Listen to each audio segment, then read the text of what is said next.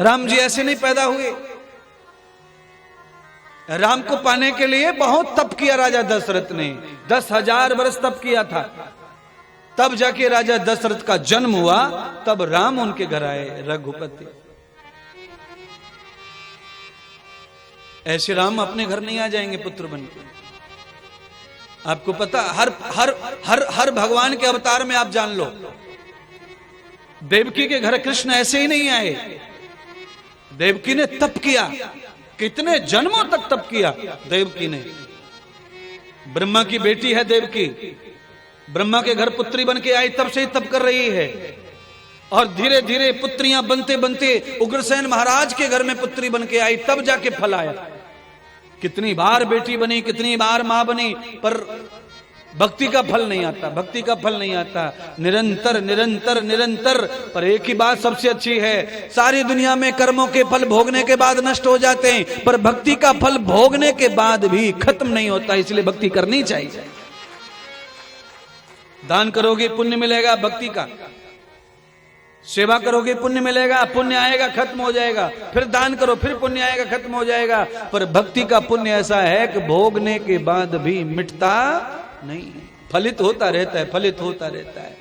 कैसी कई ऐसे वृक्ष हैं जिनके बीज लगाए जाते हैं, और जिनके बीज लगाए जाते हैं वो नष्ट हो जाते हैं, ये ध्यान रखना।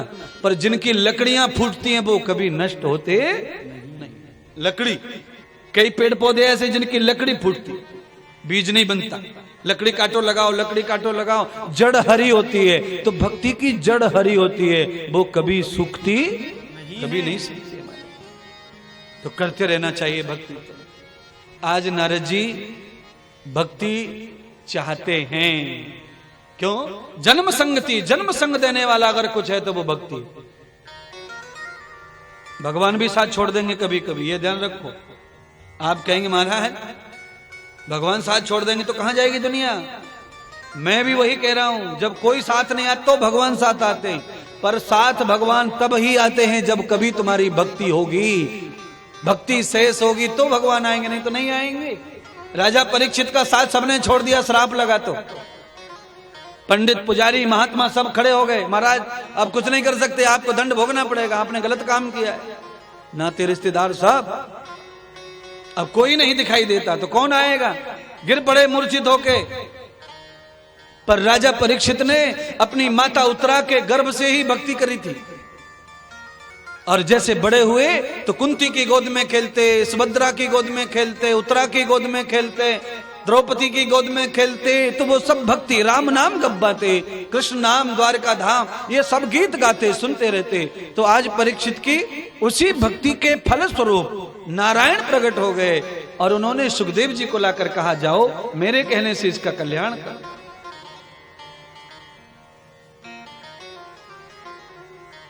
दान करने से बहुत पुण्य मिलता है, सेवा करने से बहुत पुण्य मिलता है, कथा करने से बहुत पुण्य मिलता है, ये सब मिलता है। पर ये पुण्य हम खा लें, पी लें, भोग लें तो खत्म हो जाएगा। पर भक्ति का पुण्य खत्म नहीं होता, भोगने के बाद मिलता ही रहता है, मिलता ही रहता है, ब्याज टू ब्याज, ब्याज टू ब्याज बढ़ता ही रहता है। चक्रवर्ती ब्याज नहीं है ये, शस्त्रवृत्ति ब्याज है ये।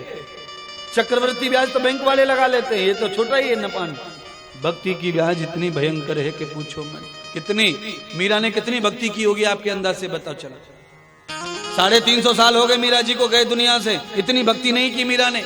20 साल की, 20 साल, और 20 साल भक्ति के फल 350 साल से भोग रही, पर खत्म नहीं हो रही, बढ़ती जा रही है, बढ़ती जा रही है, बढ़ती जा रही है।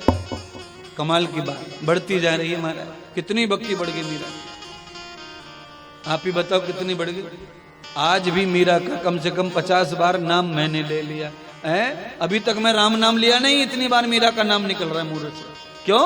ये भक्ति की जड़ है, ये कभी भी सूखने वाली नहीं है, नहीं।